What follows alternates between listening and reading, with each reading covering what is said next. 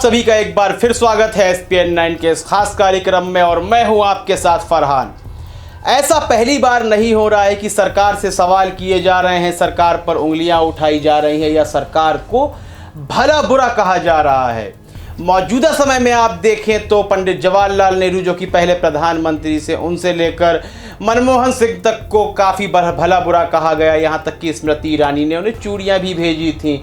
Gas के जब दाम बढ़ते हुए नज़र आ रहे थे, लेकिन अभी वह कम नहीं हुए हैं, उससे भी ज़्यादा ऊंचाइयों को छू चुके हैं, चाहे वह पेट्रोल की कीमतें क्यों ना हो।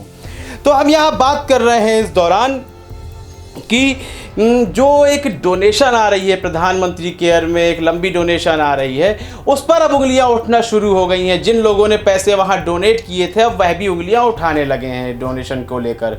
आपने देखा किस तरह प्रवासियों को बुलाने के लिए रेलगाड़ियों का और बसों का सहारा लिया जा रहा है, वह भी राज्य सरकारें सही से उपलब्ध नहीं करवा पा रही हैं। उनके पैसों को लेकर भी काफ़ी बातें हो रही थी। तो सरकार ने एक टाइम पर यह भी स्पष्ट कर दिया था एक समय पर कि उसका जो किराया है वह प्रवासी मजदूर ही देंगे। तो इस पर उंगलियां उठने लगी कि आखिर सरकार उस केयर फंड का क्या कर रही है। तो यहाँ बॉलीवुड से भी एक कमेंट आया है। ऋचा चड्ढा आप जानते हैं लगातार राजनीति में भी एक्टिव रहती हैं, बिल्कुल क्रियाशील रहती हैं। तो उन्होंने कहा है कि यदि मजदूरों से सरकार पैसे ले रही है, जो प्रवासी मजदूर हैं उनसे पैसे लिए जा रहे हैं, तो इस महामारी में जो हमने सरकार को दान किया है, जिसमें मैंने भी दान किया है, तो आखिर उन पैसों का क्या हो रहा है। अब तक किसी ने यह सवाल नहीं उठाया था, लेकिन गलियारों में जो राजनीतिक गलियारे होते हैं और ज़मीनी स्तर पर आप देखेंगे तो इस पर लगातार चर्चाएं हो रही थी।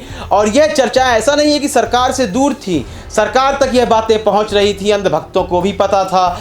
लेकिन अब यह बात ऊपरी पायदान पर आ चुकी है। जिन लोगों ने पैसा दिया है वह पूछने के, और वो पूछने के बिल्कुल हकदार हैं। पारदर्शिता होनी चाहिए कि आखिर वह पैसा आप कहाँ खर्च कर रहे हैं, कहाँ लगा रहे हैं, क्योंकि वह भी मुफ्त का पैसा नहीं है जो लोग दान कर रहे हैं या अपने यहाँ वर्क काम करने वाले नौकरों को, मजदूरों को बिना काम किए ही पैसा दे रहे हैं। तो वह पैसा भी मुफ्त का नहीं आ रहा है। तो उनका अधिकार है यह कि वह जानना चाहेंगे कि आखिर वह पैसा कहाँ है, पैसा उन्होंने किस लिए दिया था। मजदूरों के लिए, प्रवासियों के लिए, निम्न वर्ग के लोगों के लिए कार्य हो सकें। आपको पता होना चाहिए कि 70 से 80 मिलियन टन अनाज अभी भी सरकारी गोदाम में पड़ा है। कई बार ऐसे ही अनाज सड़ भी जाता है, लेकिन जो भूखे लोग हैं उन तक बिल्कुल नहीं पहुंच पाता है। तो इतना अनाज भी पड़ा है, लेकिन आप देख रहे हैं लगातार वीडियो वायरल हो रहे हैं कि लोगों तक अनाज नहीं पहुंच पा रहा है। राशन कार्ड धारक सब हैं ही नहीं। जब राशन कार्ड धारक नहीं है तो क्या वह भारतीय भी नहीं है, क्या वह गरीब भी नहीं है। ये तमाम बातें निकलकर सामने आती हैं और कितनी आसानी से कह देते हैं सरकारी लोग, सरकारी अधिकारी कि 5 से 7 दिन में आपको आपका राशन मिलने लगेगा। क्या 5 से 7 दिन कोई भूखा रह सकता है?